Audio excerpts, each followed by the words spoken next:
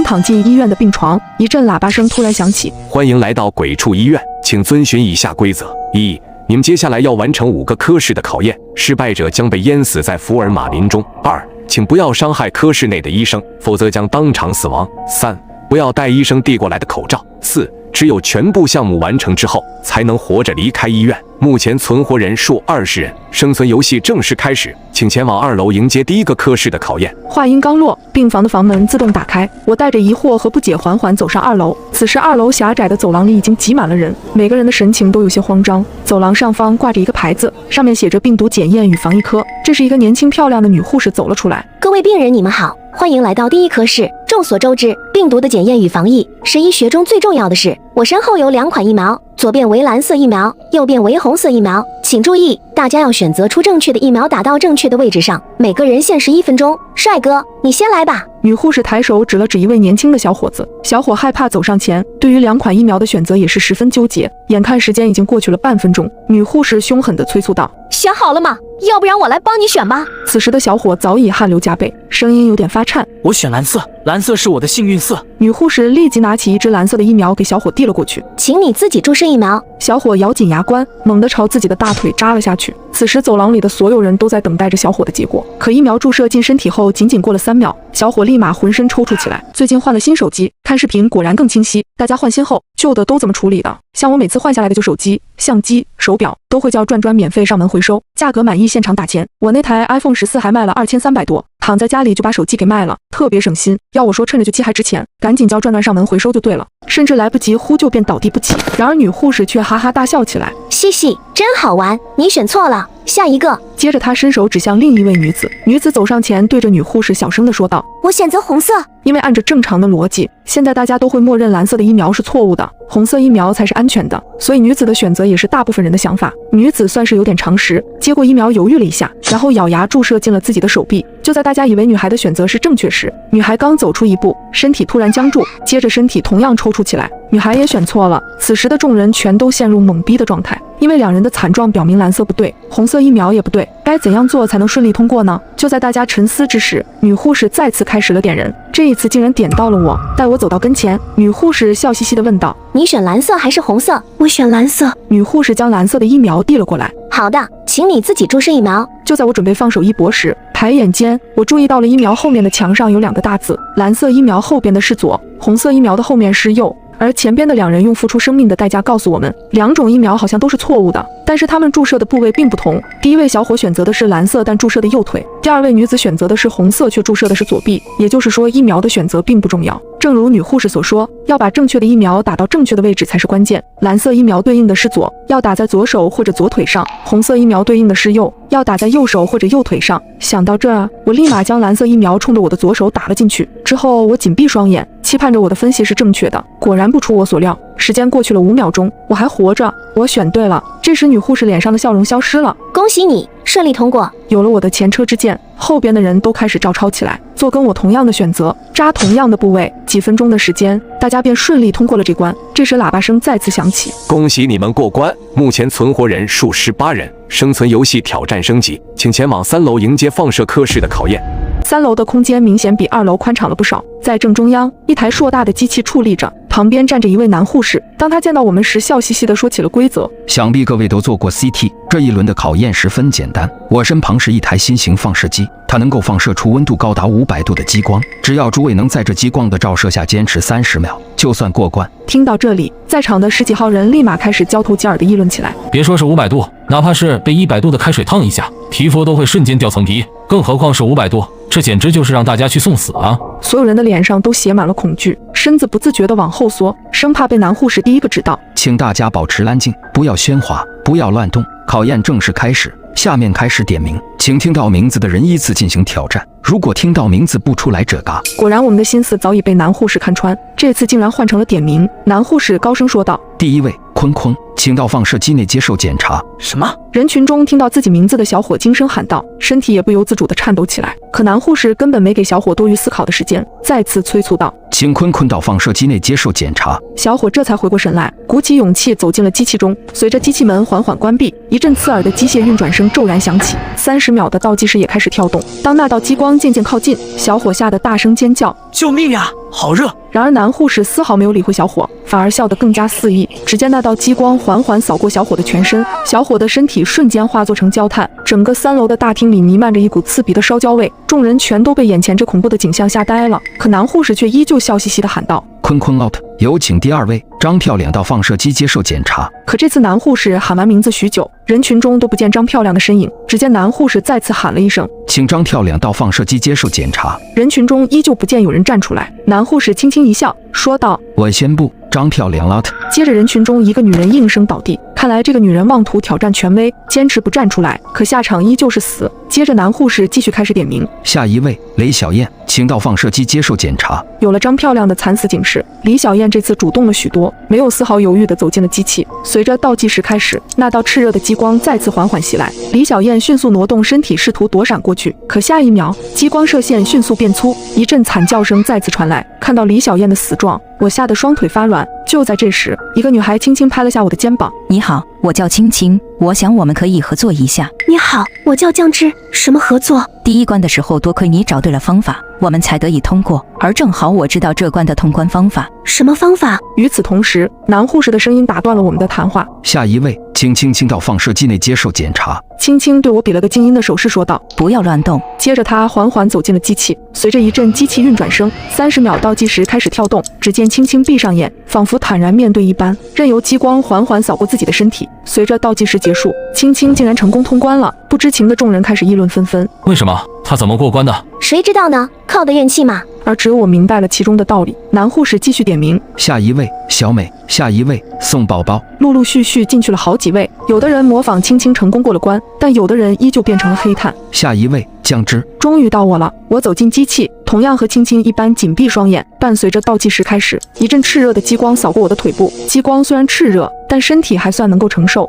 而通关的奥秘就在这里。男护士在点名前说过，要保持安静，不要乱动。也就是说，只要大家按照要求去做，激光的温度刚好是人体能够承受的极限。只要大家一有动作或者发出声音，温度就会迅速飙升到500度。其实通关的秘密就藏在男护士的话中，只不过大家在面对高温的恐惧时，不是忘掉这句话，就是忍不住的大喊或者躲避，所以就会触犯规则。倒计时结束，我通关成功，再次见到了青青。你真厉害，我可以跟你合作。此时喇叭声音再次响起，目前存活人数13人，生存游戏挑战继续，请前往4楼迎接下一个科室的考验。来到4楼，我发现这一层装饰比较独特，无论是墙壁上还是天花板上，都装着密密麻麻的管道。而大厅的正中央竖着一个牌子，上面写着呼吸科3个大字。这时大厅里来了2位推着医护车的护士，医护车上分别装的是防毒面罩和瓶装水。此时喇叭声响起，欢迎大家来到呼吸科。在这场考验开始之前，我特地为你们准备了2种物资，你们有1分钟的时间补给，切记每个人只能选择1款物资，不选或者多选者嘎。话音刚落，人群中又开始议论纷纷起来，因为根据前2轮的经验，这2种物资必定直接关系到大家的生死，所以大家对于这个选择都比较纠结。我也是如此，小声地询问青青：防毒面罩和矿泉水，我们选择什么？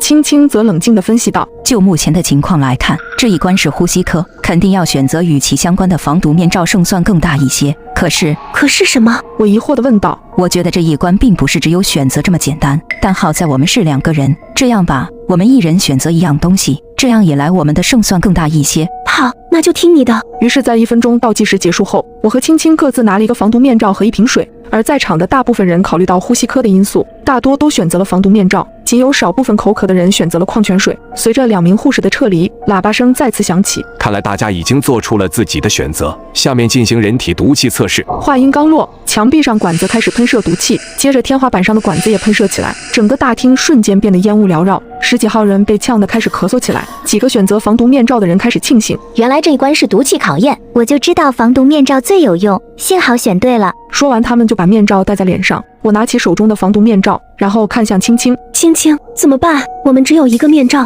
青青则比较淡定，先别着急，你看，防毒面罩有些不对劲。我转头看向刚才那几位戴面罩的人，发现他们一个个表情变得狰狞起来，像是挣扎着想要极力摘下面罩，可面罩就像是狗皮膏药般死死地贴在他们的脸上。不一会，那几个人便倒地不起。看到这一幕，人群开始变得杂乱起来，吓得很多人把手中的防毒面罩直接扔在地上，不敢再戴。我问青青，这是怎么回事？青青看了一眼我手中的防毒面罩，沉思一会说道：你还记不记得总规则里说过，不要戴医生递过来的口罩，而防毒面罩是属于口罩的一种，所以一旦戴上就无法摘下来。并且你看，这防毒面罩是没有换气孔的，他们是被活活憋死的。原来是这样，可是这一关该怎么通过呢？此时大厅里的毒雾越来越浓，有人认为那瓶矿泉水是解药，便大口大口地喝了起来，可是不一会还是倒在了毒雾中。既然这瓶水不是解药，那只能这样做了。说着轻轻撕下一部分衣服，然后倒上矿泉水充当湿毛巾。无论是什么有毒气体，只要用湿毛巾捂住口鼻，都可以尽量减少毒气的摄入，或许这样我们可以扛到毒雾结束。听完我也赶紧撕下衣服，倒上矿泉水捂住了口鼻，而剩余的众人也纷纷效仿起来，有水的倒水，没有水的直接用尿，毕竟保命要紧。终于在我们将要到达人体承受极限时，毒气停止了喷射，毒雾也缓缓散去，喇叭声再次响起。恭喜你们成功通过呼吸科的考验，目前存活人数9人，生存游戏挑战继续，请前往5楼迎接下一科室的考验。相比于其他楼层，5楼有些昏暗，头顶上的吊灯好像也有问题，在一直不停地闪烁着，而墙上布满了密密麻麻的蜘蛛网，像是已经很久都没人来过了。大厅的正中央有一座石桥，石桥下面则是浓稠的酸液，看着非常瘆人。就在众人对此次关卡疑惑之际，刺耳的喇叭声再次响起。欢迎大家来到血液科，这一关的考验十分简单，只要你们在规定时间内顺利到达桥对面，就算过关。但是你们的血液则是他们最喜欢的食物，请大家做好防护，在确保安全的前提下再做出行动。我宣布，5分钟倒计时现在开始。他们指的是什么？就在众人一脸懵逼的时候，一个人喊道：快看上面！我们这才发现，一只只毒蛛吊着蛛丝从天花板上落了下来，它们的体型不仅超出普通蜘蛛的好几倍，嘴上还长着锋利的獠牙，看着十分吓人。原来它们就是指的这些毒蛛。这些毒蛛缓缓降落，正好悬停在石桥上方的位置，像是这座桥梁的守护员。人群中有人喊道：趁着他们还没行动，我们赶紧跑过去。可谁也没想到，一个人刚踏上石桥，一只毒蛛突然以闪电般的速度咬住那个人，那人疼得发出撕心裂肺的叫声，没一会的功夫就被毒蛛吸干了血液，变成了一具干尸。这一幕彻底把众人吓傻了，众人再也不敢贸然行动。眼看时间只剩下3分钟，又有人站出来说道：这样耗下去不是办法。我发现这些毒株都是吊在半空的，那就说明它们不会到地面上来，也许趴在地上爬行能通过去。说完，他就率先向前测试。果然，一开始的时候，毒株并没有直接攻击他，可是刚往前挪动了一个身位的位置，他不知是触发了什么机关，突然一只毒株直接扑到他的脸上。几秒后，那个人也变成了一具干尸。眼看匍匐前进的方法失败，有人开始失去耐心。我去，这也不行！难道这关真的无解吗？我跟你们这些畜生拼了！说着，他拿起一旁的扫把便冲了过去，准备和这些毒株硬刚。可他也为他盲目冲动的行为付出了代价，结果被几只毒株围殴，最后连尸体都没有剩下。眼看时间又过去了1分钟，大家都有点着急。怎么办呀？难道我们等死吗？如果说桥上行不通，那说明我们可以走水路，水路肯定是安全的。好像有道理。话落，这两人便冲进了桥下的酸液里。可刚跳下去，他们就后悔了，因为酸液迅速将他们的身体腐蚀，他们只能拼命地挣扎呼喊。可如今谁也救不了他们，他们只能看着自己被酸液无情地腐蚀掉。眼看时间所剩无几，我也有些沉不住气，打算鼓起勇气和这些毒株殊死一搏，却被一旁的女孩抓住了手臂。等一下，这样是过不去的，我们要等灯灭了再行动。我身旁的青青瞬间恍然大悟，我明白了，这些毒株与普通的蜘蛛不同，它们的视线有问题，它们无法在黑暗中看清猎物，所以只能在有光的时候行动，并且通过前几人的死状来看，这些毒株好像只会攻击会动的物体，怪不得这里的灯光忽暗忽明，原来通关的诀窍就在这。眼看时间只剩下1分钟，于是我们3人立马跑到桥上，灯光闪烁的频率大概是1秒半。我们3人一边默念一边前行，只要灯光一黑，我们就前进；只要灯光一亮，我们就停在原地不动。在倒计时将要结束之前，我们3人终于顺利地到达了桥对面。我也得知了这个女孩的名字叫小美。就在我们3人庆幸之时，喇叭声再次响起。恭喜你们3位成功通过血液科的考验，请前往6楼迎接终极考验。只有顺利通过终极考验者，才可以活着离开医院。6楼是整座楼的天台，在这可以看到头顶昏暗的天空。虽然只有6楼，但从天台往下看，竟然是看不见底的深渊，令人头晕目眩。这真的是6层楼的高度吗？欢迎3位来到眼科迎接终极考验。我身后是一个空中悬梯，它连接着离开这所医院的出口。只要你们有足够的勇气和强大的毅力，爬满10万级台阶，你们就可以获得自由。当然，你们也可以选择放弃。如果放弃的话，那你们就可以留在这里，成为这所医院的规则管理者。请你们自行选择。我们3人相互对视一眼，青青率先说道：“我选择继续，我不想留在这里。你们呢？”我也是，我还有家人，我要回家，离开这个鬼地方。我也是。不错，既然你们已经做出了选择，那我们现在就开始进行终极考验吧。我会在楼梯的终点等待着你们。说完，那个护士便原地消失了。于是我们3人便开始爬楼梯，一边数一边爬，每个人都为了离开这里拼尽了所有力气。然而每爬上一阶楼梯，后边的楼梯就消失一截。青青有点吃惊，看来最后一关确实有些难度，我们现在根本没有退路，只能不断往前。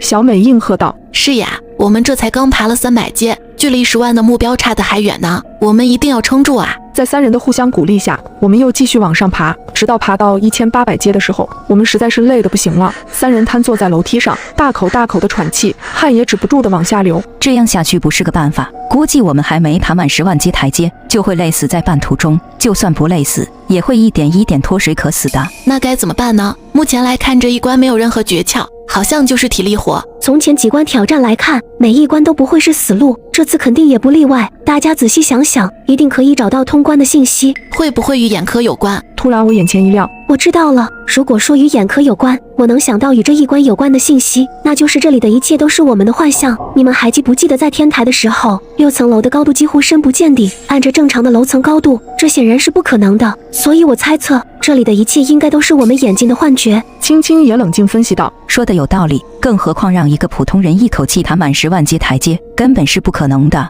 楼梯的终点也不一定是离开这里的出口，估计那个男护士想让我们累死在半途中。那这次我们该如何通关呢？”小美疑惑地问道：“如果说这里的一切都是幻觉，就好比我们睡觉时产生的梦境，也许只有让自己的身体清醒过来，我们才能解除梦境了。那我们从这里跳下去吧。一般从高处坠落可以让一个人从梦里醒过来，既然楼梯爬不上去，想要离开这里，就只能这样去大胆尝试了。那我们就拼了！”说着，我们3人紧握着彼此，然后嘴里一起喊道：“1、2、3，跳！”接着我们便从楼梯上向下坠去。再次睁开眼，一位护士惊讶地喊道：“奇迹呀，你竟然醒过来了！”我问护士：“这里发生了什么？”是这样的，你之前已经是肺癌晚期了。为了营救你们，医院给每一位癌症患者注射了一种新型的药剂，被注射的人会陷入昏迷，进入一个精神世界，也就是规则怪谈世界。只有通过考验，才能再次苏醒过来。这一次的实验中，加上你竟然有3人奇迹般的苏醒了，你们真是太幸运了。而现在也意味着你的身体完全康复了。听到这，我沉重的心情终于放下，嘴上露出了久违的笑容。